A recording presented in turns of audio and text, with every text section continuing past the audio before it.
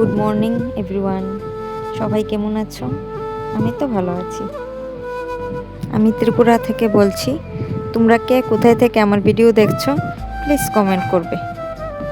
আমার ভিডিওতে থাকবে আমি সারা দিন বাড়িতে কী কাজ করি, তাই তোমাদের আমি শেয়ার করব।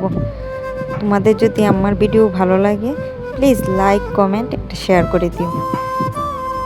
আমরা মেয়ে, আমাদের আর কি কাজ? সকালে ঘুম থেকে উঠে আশিবাসি কাজ করা, বাসন মাজা, কাপড় ধোয়া, ঘর ঝাড় দেওয়া, এগুলিই কাজ আমি তোমাদের সাথে শেয়ার করব।